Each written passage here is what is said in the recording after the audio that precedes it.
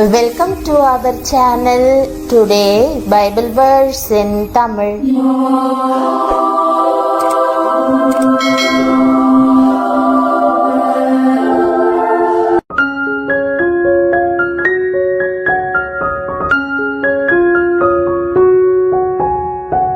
இன்றைய வசனம் ஏசாயா 54 அதிகாரம் 14 வசனம். கிறிஸ்துவுக்குள் பிரியமானவர்களே, நம்முடைய ஆண்டவரும் இரட்சகருமான இயேசு கிறிஸ்துவின் வல்லமையுள்ள நாமத்தில் உங்களை வாழ்த்துகிறேன். மோசமான சூழலின் வழியாக நீங்கள் கடந்து செல்லும் போதும், உங்கள் வாழ்க்கை படகு அலைக்கழிக்கப்படும் போதும் ஆண்டவர் உங்களோடு கூட இருக்கிறார் என்பதை மறந்து போகாதிருங்கள். அவர் உங்களை சுகமாய் காத்து கொள்ளுவார்.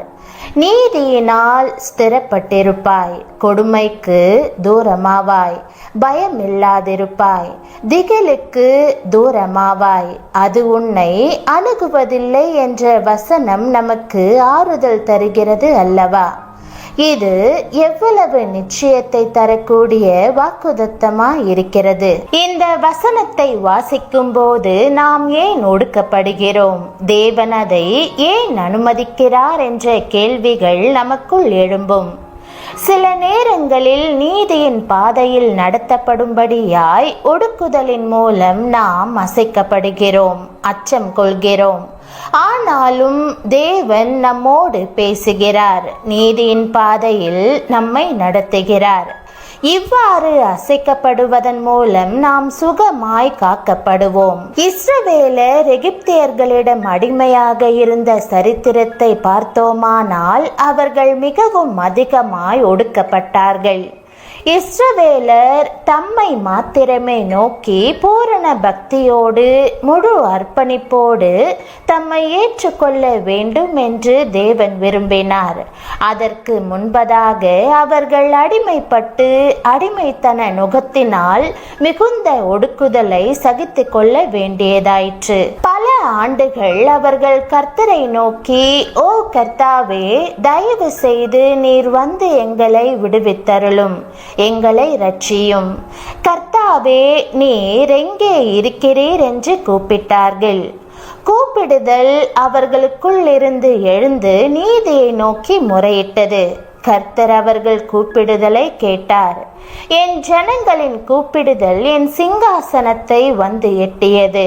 நான் மோசேயின் மூலம் நிச்சயமாகவே அவர்களை விடுவித்து என்னிடத்திற்கு பாலும் தேனும் ஓடுகிற செழிப்பான இடத்திற்கு கொண்டு வருவேன்.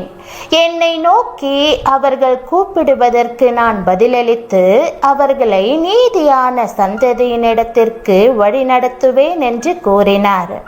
அவர் நம்மை நீதியினால் ஸ்திரப்படுத்துகிறார். ஒடுக்குதலின் பாதையின் வழியாக செல்லும் போது நம்முடைய கண்கள் திறக்கப்படுகின்றன.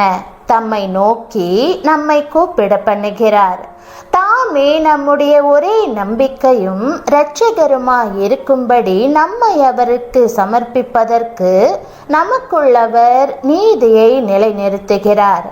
அவர் தம்முடைய நீதியை நமக்கு தரும்போது நம்முடைய இருதயங்கள் சந்தோஷத்தால் நிரப்பப்படுகின்றன. இனிமேல் பயமோ பயங்கரமோ இல்லை. நாம் ஆண்டவரை அறிந்து கொண்டு அவரை பற்றி கொள்வோம். ஒன்றும் நம்மை அசைக்க முடியாது. தேவனுடைய நீதியுள்ள ஜனங்களாக அவருடைய பாதுகாப்பின் கீழ் நாம் இருப்பதால் எந்த ஒடுக்குதலும் நம்மை மேற்கொள்ள முடியாது. இன்றைக்கு நீதி விளங்கும் ஆச்சரியமான இடத்திற்கு ஆண்டவர் நம்மை நடத்துகிறார். நம்மை ஒடுக்குகிற எல்லாவற்றுக்கும் அவர் நம்மை விலக்கி காப்பார். நாம் அவரை நோக்கி கூப்பிடுவோம். தேவன் உங்களை எவ்வாறு நீதியில் ஸ்திரப்படுத்துவார்? நம் தேவன் தாய் தாயை போன்ற இருதயம் கொண்டவர். நம்முடைய அம்மா நம்மை காலையில் எழுப்பி வேதத்தை வாசிக்க செய்து நம்முடைய குணநலனிலும் வாழ்க்கை நலனிலும் கரிசனை காட்டுவதை கண்டிருப்போம். ஆண்டவரும் அப்படியே நம்முடைய குணநலனிலும் வாழ்க்கை நலனிலும் கரிசனையாய் இருக்கிறார். இலைப்படைந்தவனுக்கு சமயத்திற்கேற்ற வார்த்தை சொல்ல நான் அறியும்படிக்கு கர்த்தராகிய ஆண்டவர் எனக்கு கல்விமானின் நாவை தந்தருளினார். காலைதோறும் என்னை எழுப்புகிறார். கற்றுக்கொள்ளுகிறவர்களைப் போல நான் கேட்கும்படி என் செவியை கவனிக்க செய்கிறார் என்று வேதம் கூறுகிறது. இதுவே தேவனுடைய தாய் போன்ற இருதயமாகும். இது போன்றே ஆண்டவர் உங்களை நீதியில் ஸ்திரப்படுத்துகிறார். ஆகவே அவரோடு உணர்வு பூர்வமாக இணைந்திருங்கள். எப்போதும் அவருக்கு செவி கொடுத்து அவருடைய வார்த்தைக்கு கீழ்ப்படிந்திருங்கள். நீங்கள் இப்படியாய் தேவனுக்கு கீழ்ப்படியும் போது அவர் உங்களை புது பாஷையால் நிரப்புவார். ஆம் பிரியமானவர்களே, கர்த்தரே உங்கள் உதடுகளை சுத்திகரிப்பார்.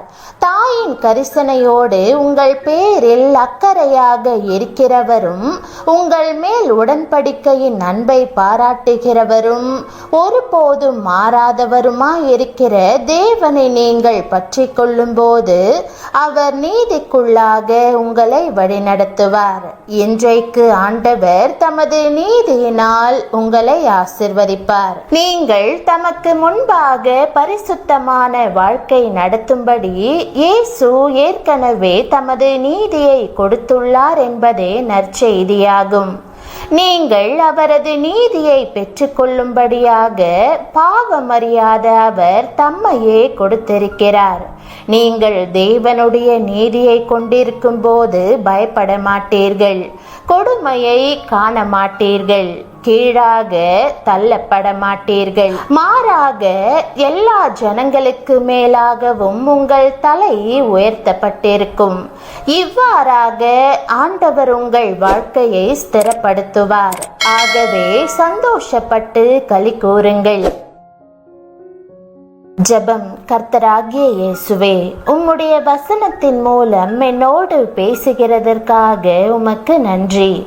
உம்முடைய உதவி கட்டாயமாக எனக்கு வேண்டிய நிலையில் இருப்பதால் இஸ்ரவேலர்களைப் போல நானும் இப்போது உம்மிடம் வருகிறேன்.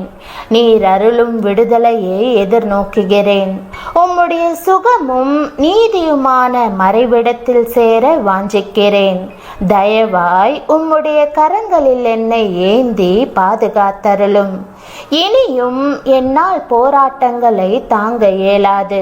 உம்முடைய வல்லமையான கரத்தினால் என்னை இறுக்கமாக பிடித்து என்னை விடுவித்தருளும். என்னை உம்முடைய பராமரிப்புக்குள் ஒப்படைத்து எல்லா ஒடுக்குதல்களிடமிருந்து காக்கும் கேடகமாக நீர் விளங்க வேண்டும் என்று வேண்டுகிறேன். பாதையில் எதிர்ப்படும் எல்லா பயங்களுக்கும் என்னை விலக்கி சுகமாய் காத்துக்கொள்ளும். உம்முடைய சந்தோஷம் என் உள்ளத்தையும் நீர் அளிக்கும் விடுதலை என் வாழ்க்கையையும் ஆளுகை செய்யட்டும். உம்முடைய பூரண ஆசிர்வாதங்களோடு சுதந்திரமான வாழ்க்கை நடத்த விரும்புகிறேன். நீர் அளித்திருக்கும் எல்லா நன்மைகளுக்கும் நன்றி செலுத்துகிறேன். உம்முடைய நீதியை சிலுவை மீதில் எனக்கு தந்ததற்காக உம்மை ஸ்தோத்திரிக்கிறேன். என்னுடைய வாழ்க்கையை உம்முடைய கரங்களில் சமர்ப்பிக்கிறேன். நான் உள்ளான மாற்றமடைந்து உமக்கு முன்பாக பரிசுத்தமாக ஜீவிக்க எனக்கு உதவும். ஆண்டவரே, நீர் வாக்கு பண்ணியுள்ளபடியே என்னை உம்முடைய நீதியில் ஸ்திரப்படுத்தியருளும். நான் உம்மோடு நெருங்கி உலவும்படி கிருபை செய்யும். ஆண்டவரே, நான் உம்மை நேசிக்கிறேன். இயேசுவின் நாமத்தில் ஜெபிக்கிறேன் நல்ல பிதாவே, ஆமென். தேவனுடைய நாமம் மகிமைப்படுவதாக. ஆமென்.